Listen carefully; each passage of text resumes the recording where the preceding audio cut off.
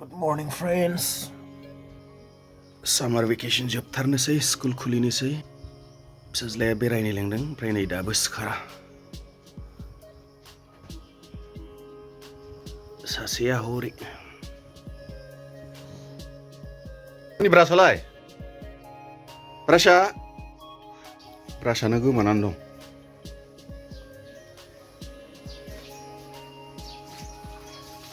बाव गैया ब्रासखौनो डास्टबिनावसो गारनानै दोनजोबदों नै फिसाज्ला उन्दैनि खामानि जागोन बे बावहाय मानो हासुखो नोङो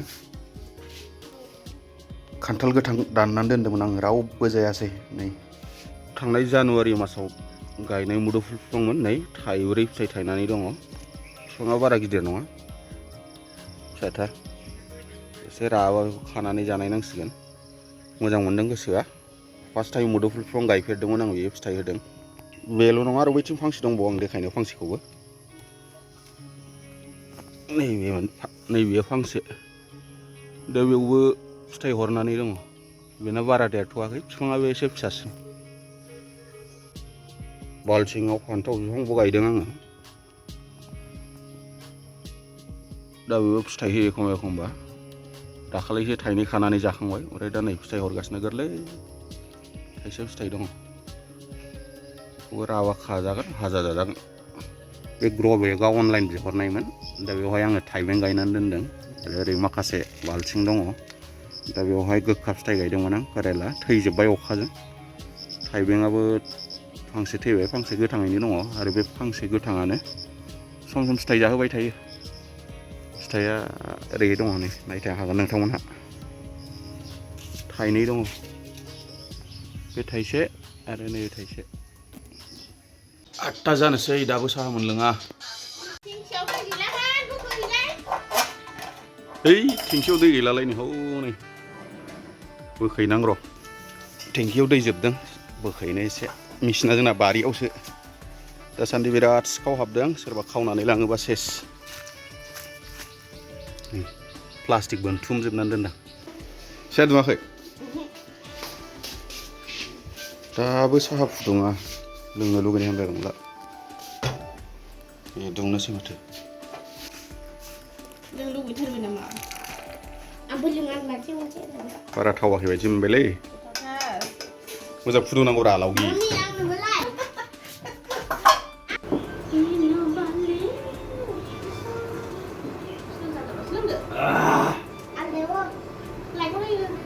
फुङाव साहा मोनलोंबाथाय फ्रेश मोनो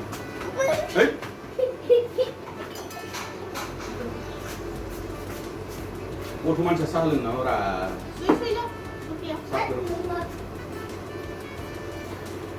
नैबे जायगाया बिराद लेथ्रा जाबाय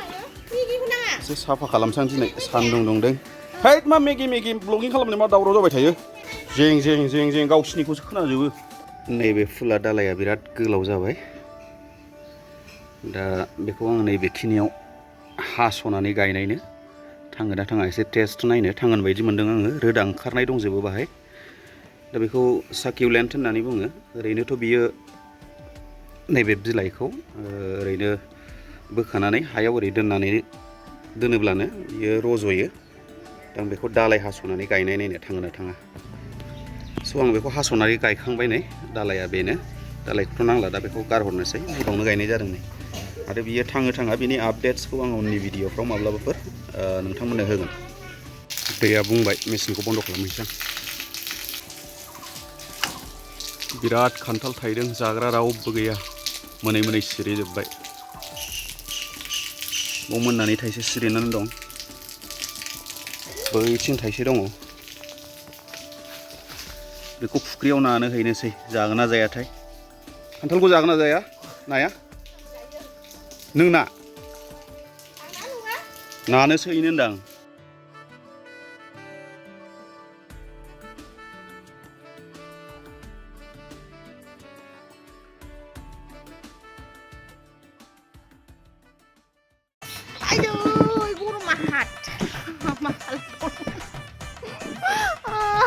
बबाव बेरायहैदो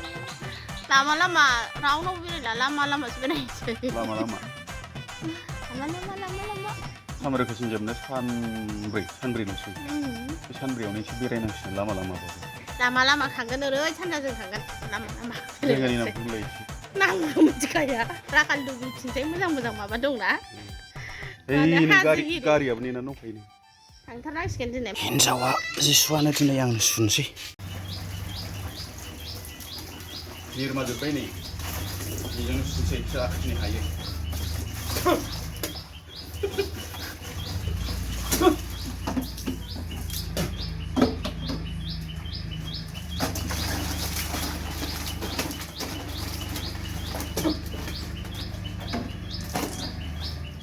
हिन्जावनिखौ सुनांगौ आरो गैलालै बेखौ मानो सुबावखो आं दाख्लैनो सुनानै दोननायखौ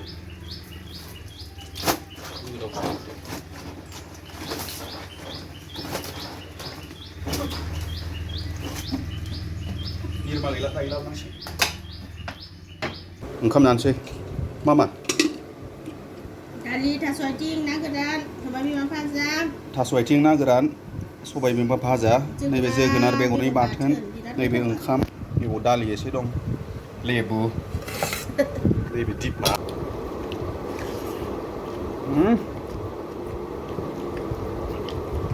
गोखैथार लेबुआ ना मासुवा ना गोरान बेलाय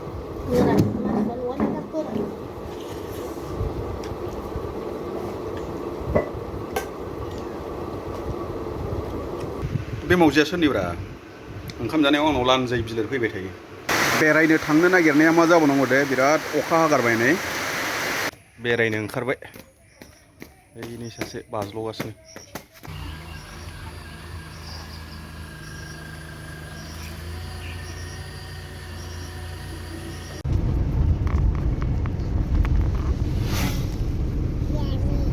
नै गारिया आदार गैला सोनांसिगोन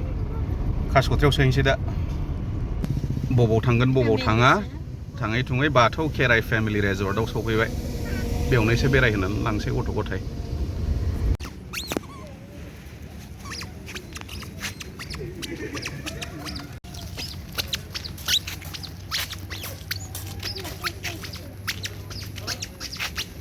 नैबे फुला मोजांलै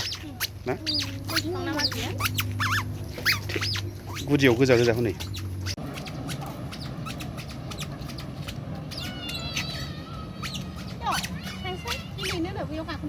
थ'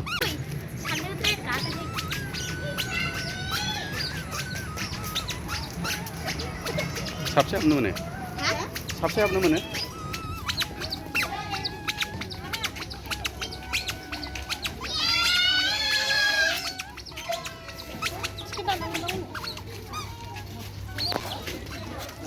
कितना रुपया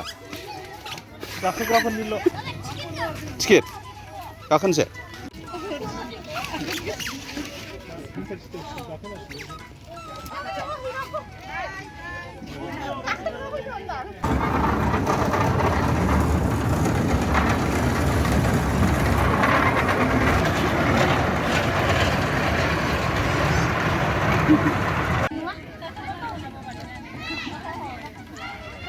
कैसा लग रहा है अच्छा लग रहा है अभी बाबा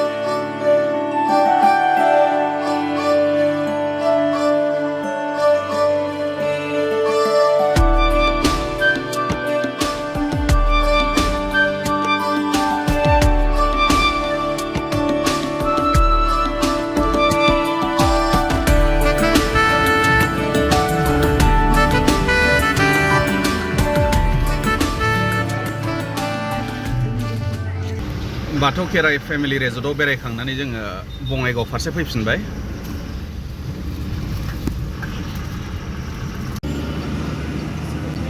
हिमालय हटेलाव माबा मोनसे जाग्रा जानानै थांसै। हाबफेराखै आङो बेनि रेस्टुरेन्टआव, दिनै फार्स्ट टाइम हाबगोन।